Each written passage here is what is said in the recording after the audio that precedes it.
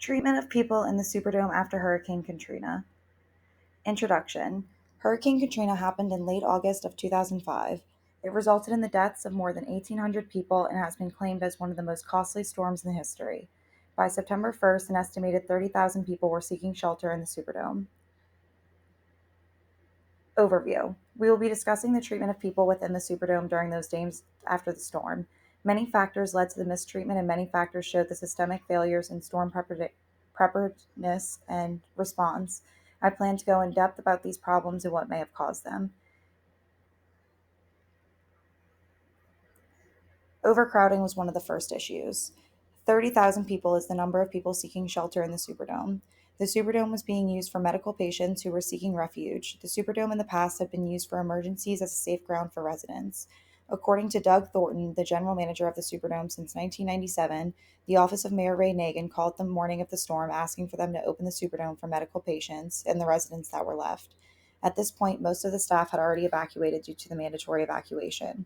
He requested that he have help from the National Guard, so he, some members of the National Guard, and 18 members of his skeleton crew were available to open the Superdome to the already waiting 14,000 people who wanted to use the Superdome as a refuge.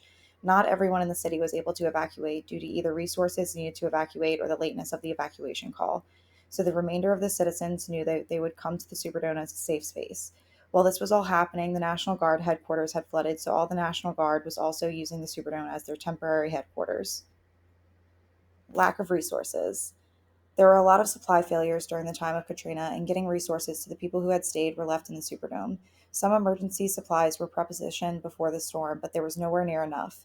In places that desperately needed help, such as the New Orleans Superdome, it took days to deliver medical supplies. FEMA also wasted huge amounts of supplies. On top of those failures, the Red Cross was denied access to the Superdome and the New Orleans area to deliver emergency supplies. FEMA turned away trucks from Walmart loaded with water from New Orleans, and it prevented the Coast Guard from delivering diesel fuel. Offers of emergency supplies, vehicles, and specialized equipment from other nations were caught in federal red tape, and shipments were delayed. Poor sanitation. In an article by the LA Times, they described the way the Superdome had turned into a biohazard emergency. There is no sanitation, the stench is overwhelming. The city's water supply, which had held up since Sunday, gave out early Wednesday, and the toilets in the Superdome became inoperable and began to overflow. People staying in the Superdome attested to this, saying there was feces on the wall and feces everywhere, on top of people urinating on the floors. Trash littered the Superdome in heaps. In another article by Seattle Times, they also described the situation. A 2-year-old girl slept in a pool of urine, crack vials littered the restroom, blood stains the walls next to the vending machines smashed by teenagers. Mothers were told to reuse diapers for their children. They were told after they were to use them to scrape them off and reuse them again because supplies were running so dangerously low. It was also unsafe.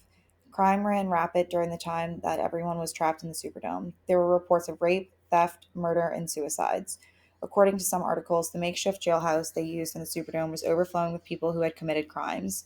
In one instance, a National Guardsman was hit over the head with a metal pole and got into a scuffle with a civilian. Due to this, his gun went off and he shot himself in the leg.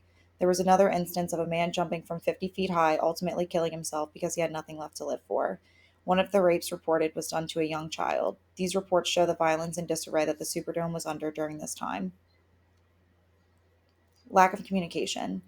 According to Cato, there was a huge communication breakdown that led to failures in communication between government officials and government agencies.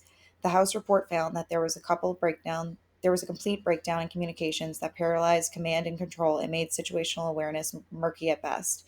Agencies could not communicate with each other due to the equipment failures and a lack of system interoperability.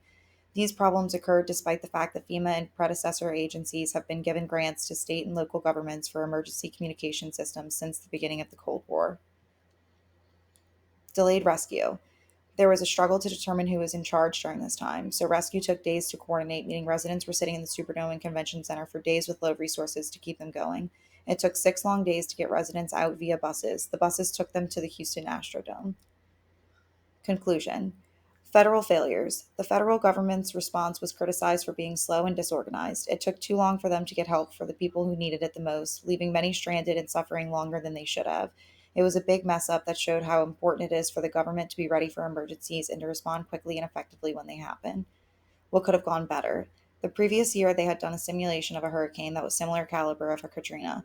Had they followed the recommendations following this simulation, I think things would have ended up aggressively differently. The governor of Louisiana also didn't want to declare martial law, which would have allowed for more governmental interference, which was so desperately needed during this time.